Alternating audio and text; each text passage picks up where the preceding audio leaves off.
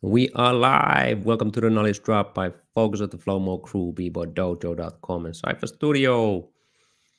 Here today we have a special guest, the one and only B-Boy Storm from Germany, Battle Squad, a pioneer in breaking and one of the people who kept the dance alive in the dark times when there wasn't too many people around. So if you don't know, better recognize, go and search online or whatever. But you get to know Storm a little bit better today on the live podcast. So let's get him live on the call right away, y'all. Here we go. Boom. Welcome, Storm. How you doing? Thank you for the great introduction. Yeah, I'm doing fine. Thank you. Excellent. Thank you for your time. I appreciate having you over here.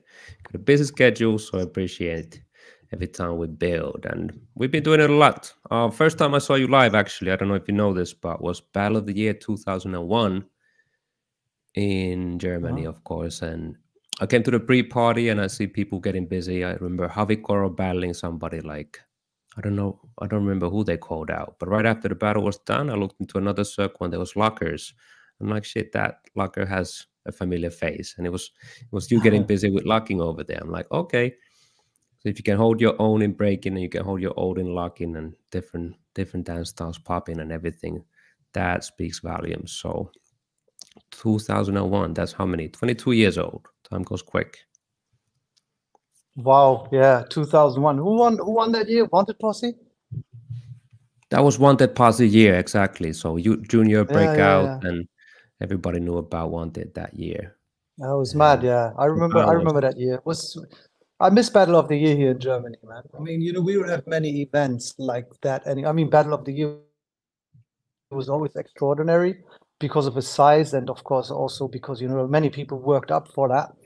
And nowadays, like even Funkenstyles doesn't exist anymore. So lots of these big events, not just because of COVID, but also because of, sponsoring and all that, they fell off the grid. So there's not many events out here anymore at this particular moment. I hope it's going to grow again. And because, I'm always looking at our community and how we survived throughout all these years. And I have to admit that I think nothing is as vital as the party as the central element of hip hop.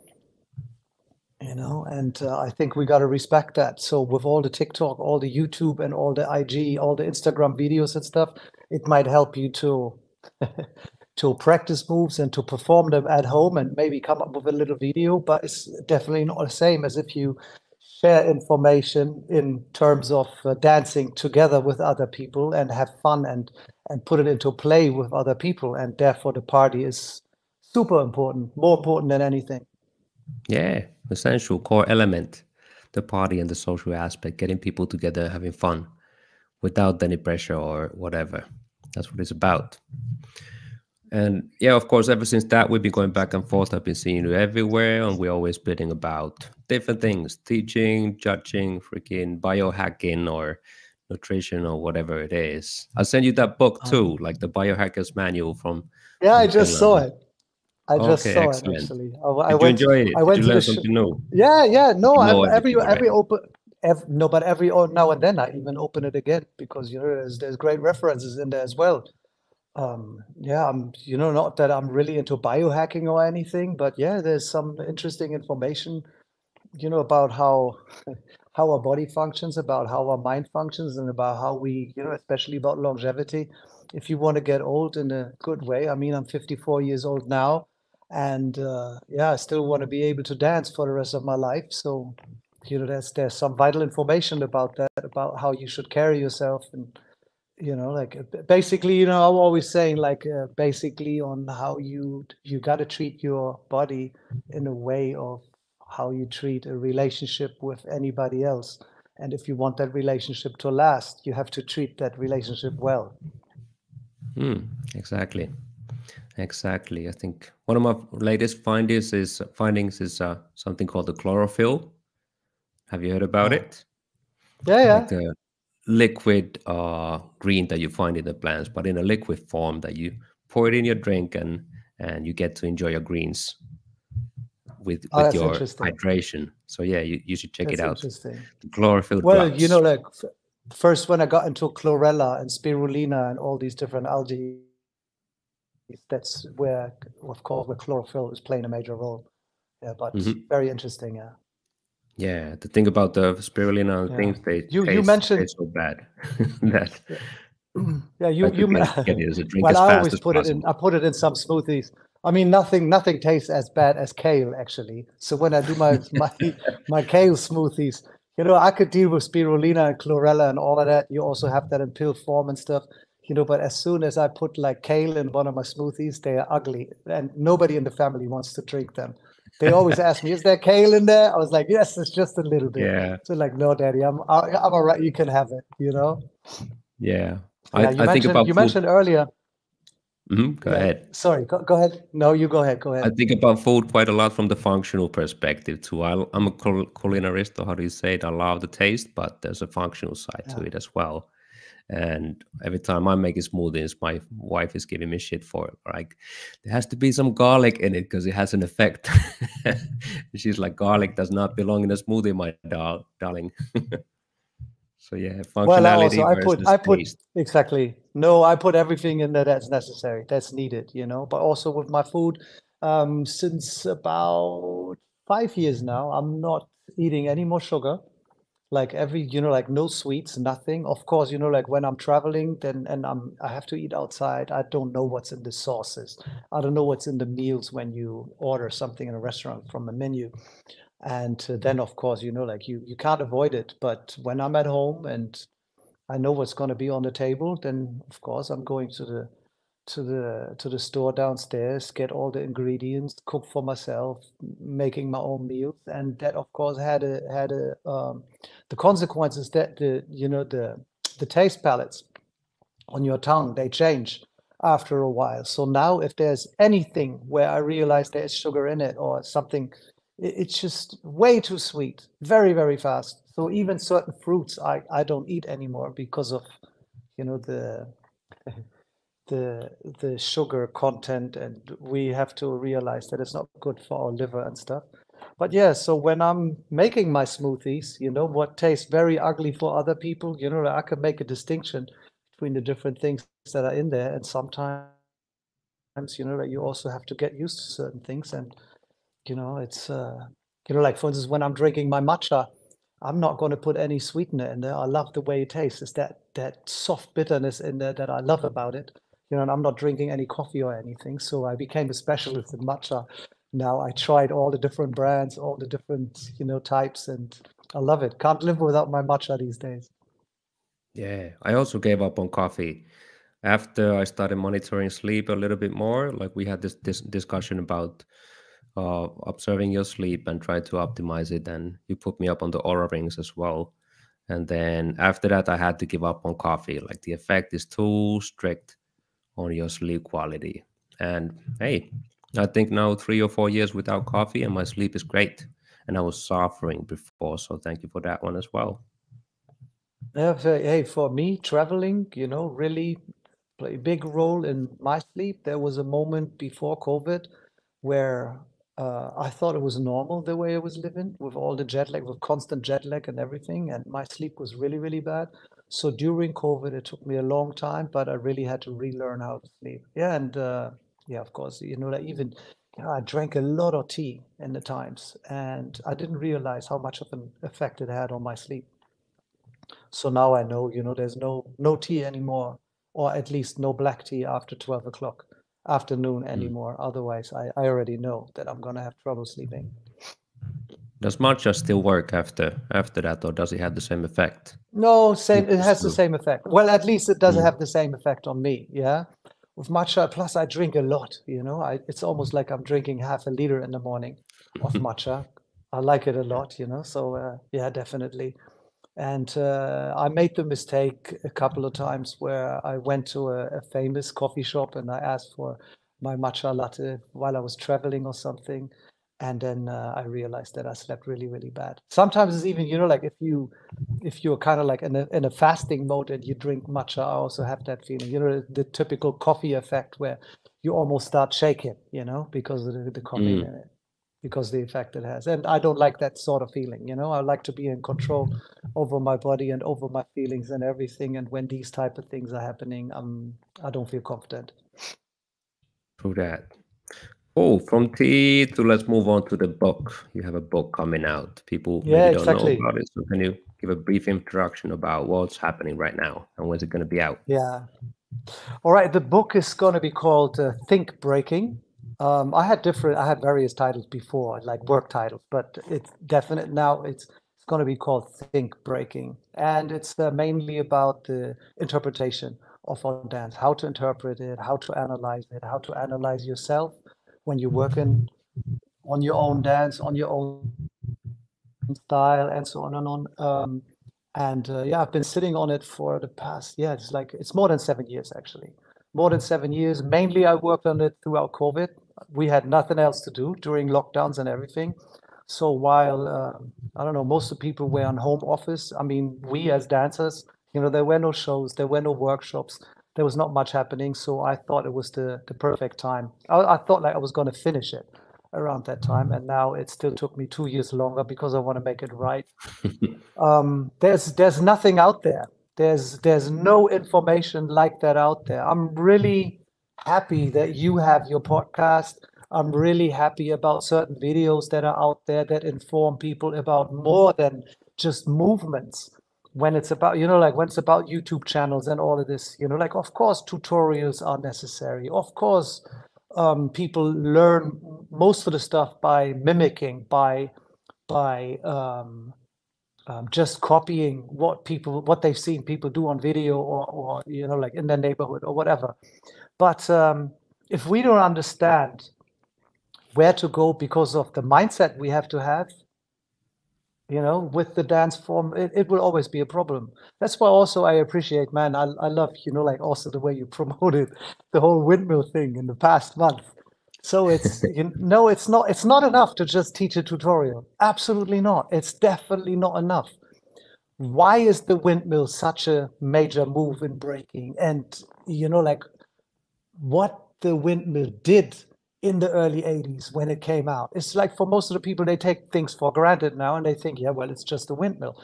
But there's so much more to it. It's, you know, as an example, when I learned my windmill back in the days, because there was nobody else that I could copy from, I saw the windmill 2 or 3 times before, once in the video and twice there were guys that I saw, you know, I saw a glimpse just in a showcase. They weren't even doing it good, but I realized, you know, a lot of a lot of the technique. So I tried to memorize it and I tried to apply it, and it took me almost, I would say, almost 3 months. And I practice every day. So what windmill did to me, personal experience here, but I realized that after learning how to do the windmill, I was like, well, now I could learn anything, you know, and you know, you get that superhero effect where you're training, you're training, you're training, you're training, you know, like I don't know how you call that cognitive bias again. Is it called? It's not the endowment effect, but it's doesn't matter. You know, the effect that it has when you invest so much into something and you realize that investment is, you know, it basically cost your life. You know, so you invest so much time, so much energy in it that you feel like, oh, basically you want to stop, and you think, look, it's not going to be worth it. But then you think about the time that you wasted or the time that you got into it, and you always have the feeling you're this short, you're this close of succeeding, right? And it goes on like that for a month. But every day you still hit your shoulder and you get a hematome, everything blue, green, and everything. And so you continue, and then the moment when you succeed, you feel like a superhero. So, and that effect, the effect that that has on you, on your self-esteem, on your personality, and also on your further ongoing about how you want to practice and what you want to achieve, it's major. It's major. So a windmill is not just a trick that people are learning. The windmill is a very, very foundational move for so many things in breaking, but it could also help you to move on in your personal life because not everybody knows how to do a windmill. And it's a special, very, very special move. You don't know how many occasions you're going to have in your life where all of a sudden you can bust out a windmill I don't know, maybe at 60 years old when your son is getting married or something like that, everybody's gonna go like, "Oh, I didn't know that," you know? It's a superhero move. So yeah, Yeah, get it's it a from me as portal. well. So th thank you. Thank you, Focus. Yeah. Thank you. Yeah, So it's a yeah, portal. Like, and that's yeah, it's exactly it's a portal. So and I want that book. I want that book. See, a lot of people also because they know something, they think, oh, that's enough. But they don't realize that breaking is based on craft work, and you have to work. You have to practice. You have to get into it and develop that touch. And with developing that touch, you develop automatically, you should develop your own handwriting. So just understanding something is not enough. But the book and the way it's written will definitely help you to develop a greater understanding of what all of us in this culture are actually doing. But it will also help people from the outside to understand what breaking really is about. And this is where I stress on the next point when I'm looking at where breaking is going at this particular moment with the Olympics and the whole the scores about whether it is a sport or whether it is art or whether it's a culture and so on and on. It can be all of this. It's all of this at the same time. Um, you just have to fit it in certain brackets somehow. It definitely is my lifestyle. It's our lifestyle, and we live it. But to explain it to other people and for other people to acknowledge how great it actually is, we need to find the right words. And I want to help with this book. I want to help with this people with this book to make people understand and eloquently explain what break-in is all about. And also, and this is something that is getting more and more lost with this entire discourse, where people are getting more and more into rather the execution of the dance than about the lifestyle and thinking lateral, meaning being more creative and trying to do something different from anybody else, which to me is the most fun part about this, to come up with surprises and to show people, look, like you didn't think about this kind of way of how to do a move, or just some kind of strategy or whatever. And so I want people to be able to grasp a lot more about the background of the dance and its philosophy. hmm, interesting. And the content of the book, this is like the framework, but you also mentioned earlier that it's going to be a lot about judging as included over there as well to understand judging, whether you're from Well, inside of the dance or not. well, the book is called Think Breaking because I believe that, of course, you need to, like we are making decisions in everyday life, right? So all the time, going left, going right, going forward, going backwards, whatever. Yeah. But the decisions that we make,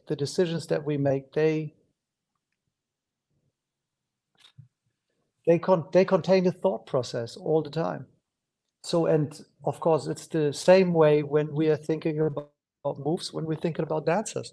So when I'm looking at a dancer, me personally, of course, I'm thinking about, is it possible for me to learn that? What do I like? What do I dislike? So all these things come into question. So now, especially when you become a judge, and this is, in my opinion, that's kind of like the ideal form of where we should go. Also, like I'm not even thinking about retirement. Like when you retire from the competitive form of breaking, maybe that becomes something very important if you want to stay in the game, right? But it has to start a lot before. If you don't understand the game, if you don't understand the rules, if you don't understand the history and everything in it about breaking, then you might easily go into the wrong direction.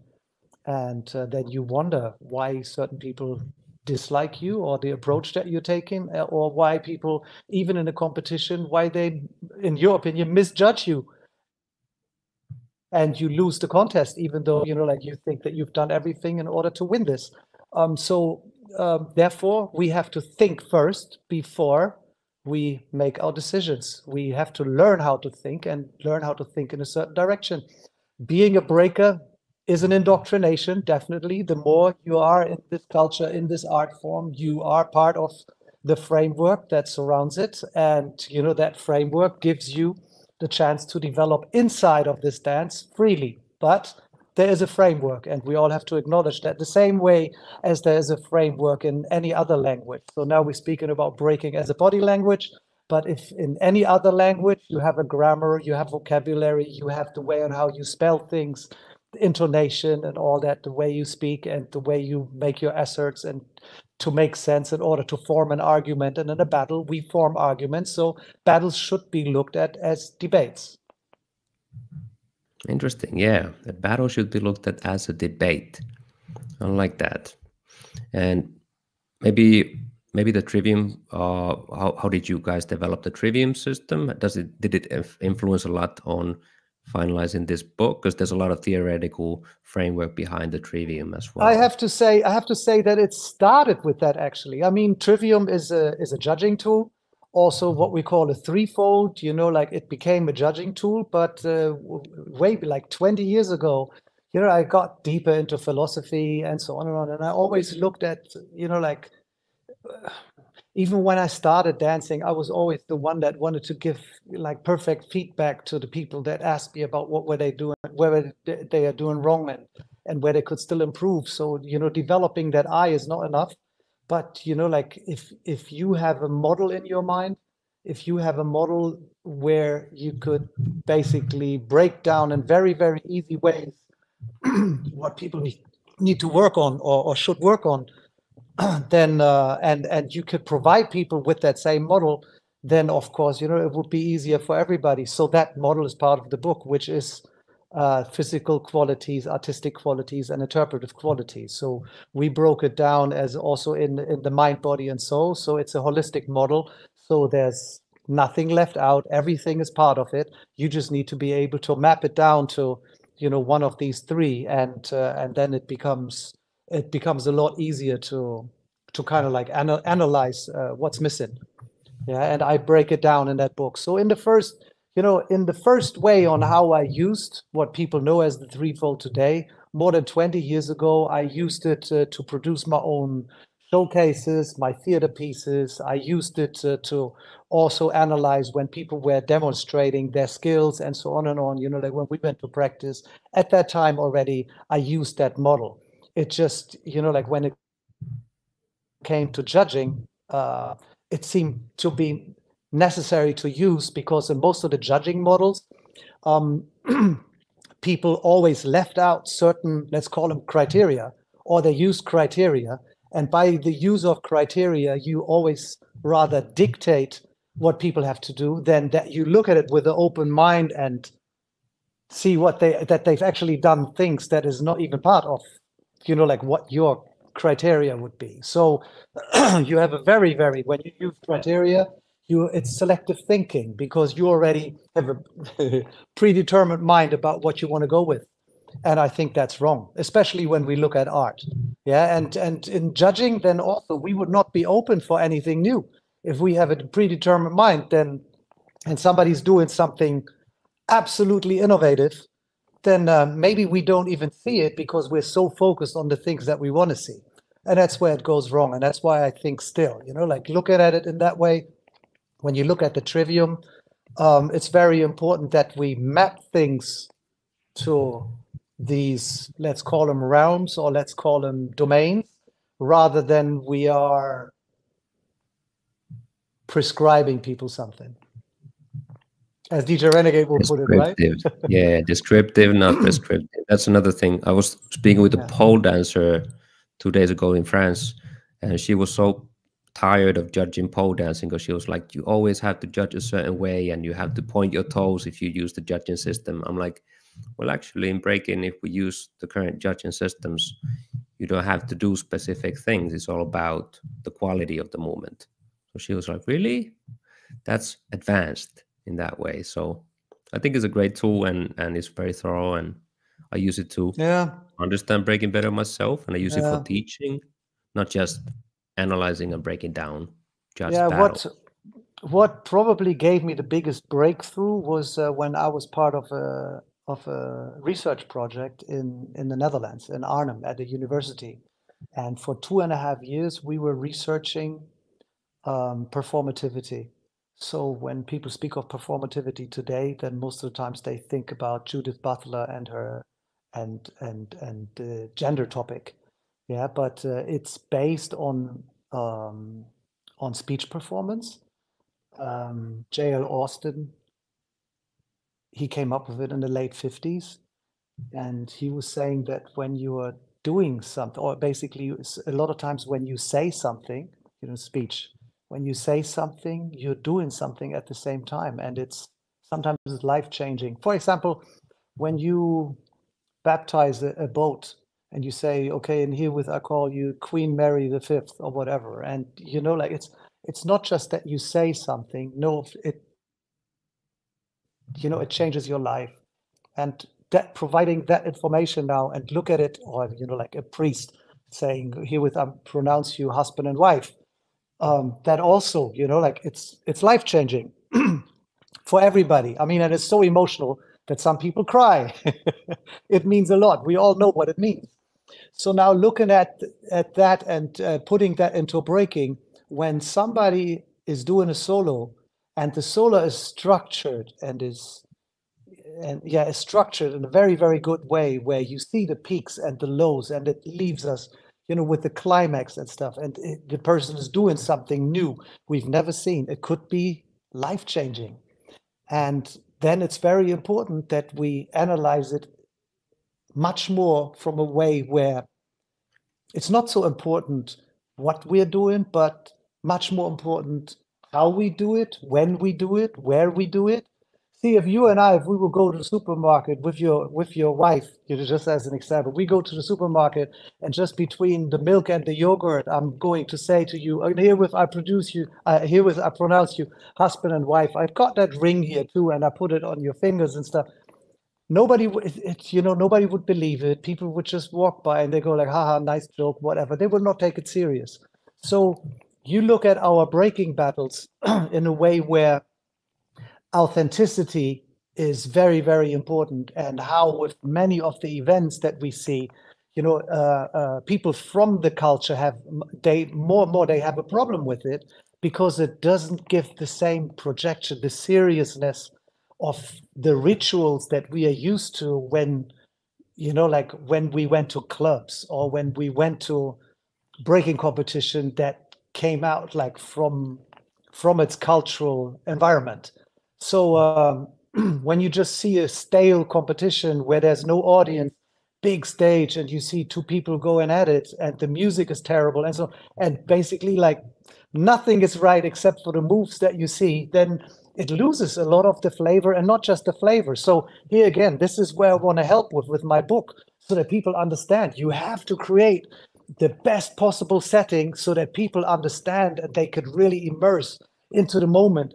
Only if you do that, like you will develop the emotions that you want people to have in the audience, as a dancer, the MC, the judges. You need to be able to grasp on that a lot more than just on the surface where you think like, all we need is two guys that like throw a couple of moves at it. It doesn't matter how the floor is looking like, the venue is looking like, doesn't matter what music is playing. No, all these things are super duper important. Again, it goes back to the party as the central element, right? So, and that's just one thing, when it comes to performativity.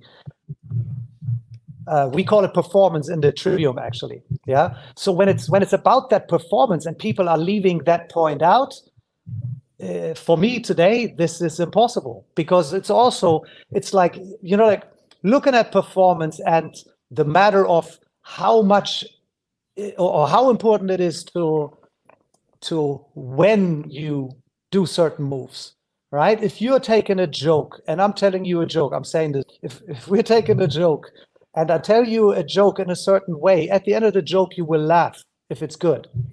If you reverse the text just a little bit, if you just, like imagine, the point at the end, if you put that point in the beginning, it's not a joke anymore. So it becomes super boring. It just becomes a sentence. It might be grammatically correct, but, there's no joke anymore. So and it's the same way when you look at performance. I mean, one of the perfect example here is the battle between Shigekix and Flea Rock. in Poland at BC1. It was highly performative. Yeah, and Flea Rock took it, and there shouldn't be a question about this. So, and it's because of performance. It's because of the peaks, the lows, and the way you draw that dramaturgic arc. Yeah, and more people think it's just about the execution and what movements you're doing, and not so much about the creative part. So how you do something or when you do something, and the way you interpret it is also the same way. It's like musicality is part of that interpretive quality that people seem to not really count so much anymore. But it's that beat that we all feel when we are at the venue, and sometimes people acknowledge the music more than the dancers on stage. So when the DJ is switching the music and playing one of the tracks that people love, sometimes you wonder, wait a second, did the audience just like what the dancer was doing, or did the audience just yell out loud, because they love the track that is played? Yeah, so the music is very, very important. For sure. And yeah, that's another great thing about the trivium, that is not only on the physical side, but it's also about the creativity and the mind and the soul aspects of the dance. And I think it goes deep on also seeing the jazz from the judge's perspective, as far as eliminating bias is something that I've been working on a lot lately, judging events. When you see a person that you know from the past, or you've seen somewhere else before that actual moment, how can you eliminate all the bias, all the noise, and just clearly concentrate on what you see on the floor and compare it to what you see on the other side? And I think Trivium also offers tools for that one as well. Can you explain slightly about the process of figuring out the biases and mapping out what are the distractions that you have to deal with as a judge, coming up with the system? Oh, wow. I mean, in the book now, I write about, I think there's like 80 or 90 biases that are in there. They all have an extra page, actually, because I think they are that important. So just to stress on a few biases right now, it's just, even that will be really overwhelming, because there is an order, of course. There has to be a structure. Certain biases, like that come to mind right away. It's like, how many people in breaking, they either love footwork or they love power moves a lot of times. So, and then they even choose their judges by that, which is already a bias by the promoter. When the promoter is choosing judges, oh, this guy likes power moves, this guy likes footwork, so we should use them as judges. Well, just like from what you see people are performing doesn't mean necessarily that they only value one or the other. Yeah, so this is also funny. But yeah, this is definitely one part. But here we go. If you are valuing power moves more for whatever reason, then yeah, you're in the wrong place. Actually, it is a bias. It's something that mainly comes with how you treated yourself throughout your breaking life, and you have to understand that if you value power moves and you are looking for power moves, and now there's a battle where both dancers are not doing any power moves at all, you still have to make a decision. Yeah, and you better make that decision from a very good knowledge point. So Yep. that's just one. I mean, there's so many others. There's so many other biases, man. And the biggest problem that we have, actually, but I don't even know if I want to talk about this right now, is historicism. And historicism is messing up a lot of the thoughts we would develop in creativity. So meaning, so let's say you are creative right now. You are creative right now, and I see this move that you innovated. I see this move that you created. I see it today for the first time, right? You do that same move a week later against somebody else. Already, it's not, it's already a bit older, but it's not so new for me anymore. So I would automatically value it a little bit less. And it goes much deeper into the case where our whole dance form is built by people, by individuals that partly are still in the game. So like, let's say there's a battle between Ken Swift and you, right? So you've been creative at your time, but Ken Swift has been creative, mostly creative, at least 2 decades before you, 2 or 3 decades before you. And a lot of the stuff that you are building on, that, yeah, even re-innovate or whatever you want to call it, stems from Ken Swift. So no matter what Ken Swift is doing now I have to think like, oh, hold on a second, who has been more creative? So with historicism, I have to say there's no answer for me for that. I do not know how to handle it. It's very, very hard.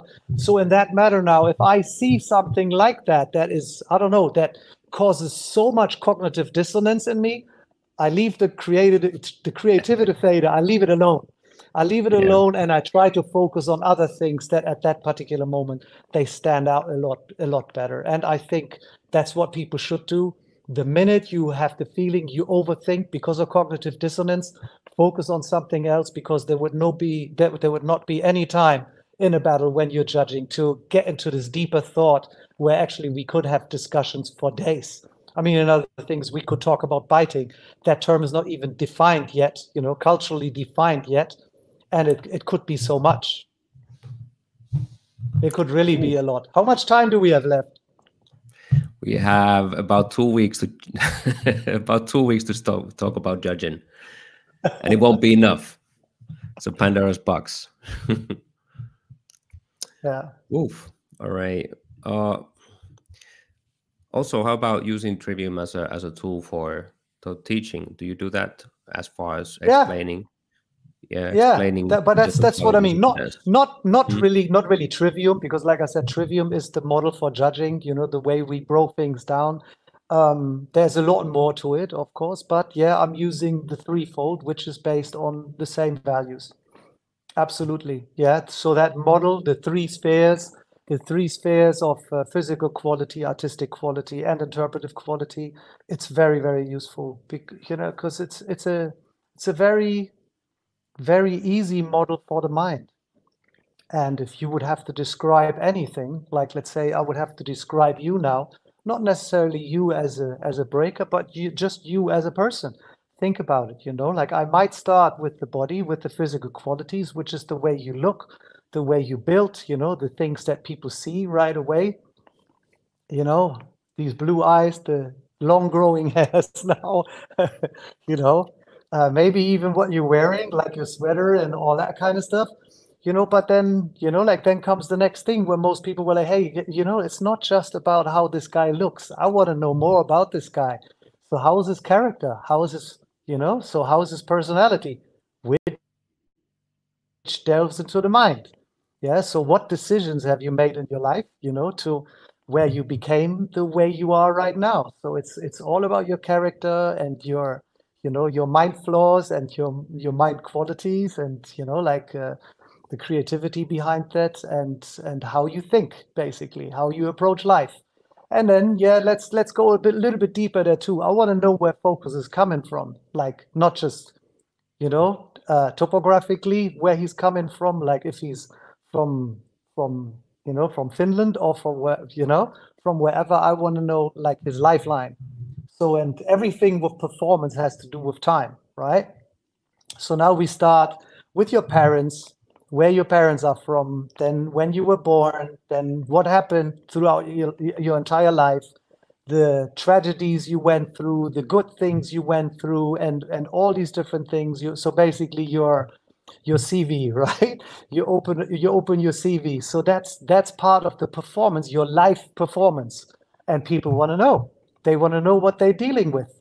And at the same time, like looking at how you deal with things today in matters of time, how efficient, how you deal with your daily life, how you deal with your, yeah, like let's say, even how you approach your day.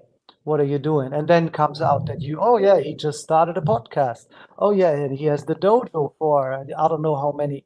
So all these things, and this is what I mean. It's so important to understand um, when you place certain things, and The main thing here, and this is where we talk about the soul, of course, the main thing is here, it's your approach. It's the reason for you to live, your goals. Yeah, and in dancing, that's very important, of course. What is the reason that people are dancing? So, and it should be seen in that battle. So, if you want to step to an opponent, if you have an adversary, if you step to somebody, the main reason should be, I want to destroy that guy. Yeah. So those are the moves that you need to bring forward. You have to dominate. It's super important. If we lose that reason, if it's not about that reason anymore, people can flake around on stage and they could just say like, oh, but it's just my way of how I interpret this art. You don't know. You want to destroy the other person. You want to humiliate the other guy, right? As B-boys, other girls as B-girls. But it's a very, very big part of this dance. So yeah, but here we go. So, and it's the same way, you could do that with the move. You could have that approach with the dance piece. So when I have students, like, and they come up with a routine or even like a small showcase or something, I could break down easily with the body, the mind, and the soul. I could break down very, very easy where they could still work on and what they're lacking on and where they are actually showing great qualities in. Excellent. Where can we get the book and when's it going to be out? Oh, I mean, I'm sure, like, I'm got it's taken me so long, so I will promote it on Instagram, on YouTube, on Facebook, like if you add me, and I also hope, of course, that you're gonna help me with it, and many other of my friends, like that are in the breaking community. Um, yeah, you will definitely get a copy, of course. And yeah, so the English version still has to wait a little bit because I wrote it in German. I started in English, then I Ooh, found out it was quite heavy for me still, since German is my mother language. It was quite heavy for me, so I translated everything into German again and put it into the right format. And so now the German version is almost finished. I'm going through it for the last time. It has around 300 pages. I'm at page 224 at this particular moment. So by the by the end of this week, maybe the end of next week, I should be through with this, and then it's going to get into translation.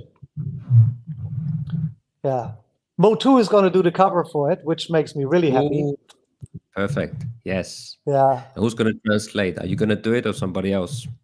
No, no, no. It's not me. That's not me. My English is not good enough. It has to be some native speaker. Yeah. No, no, no. I have. Yeah. It's in the lectorate right now. I have a very good translator. Her name is Laura, and I'm very happy with her. And we've been working on this book. We had great laughs. Of course. Also about some BS that I've been writing sometimes. So you go through it. She goes through it. She's like, "What do you mean with this?" And I'm like, "Man, I don't even know." So, it's these things sometimes that makes you laugh, and it's great moments. And I love this work. I love this work, and I think there's for me, there's a lot for me in the future of doing this. And well, if the book is going to be successful, which is something that I doubt because nobody's really reading anymore. But I hope that people come back to me, when they have questions, or also, like that the book is supposed to be a reference for so many things that are going to happen in the future. Like I said, there's nothing out there yet, nothing like it. And when it becomes a reference, then of course, things change with time. And one day this will be the book of 2023, and people will say, okay, we moved past that, which is absolutely good, absolutely all right. I want this to happen. I want this book to become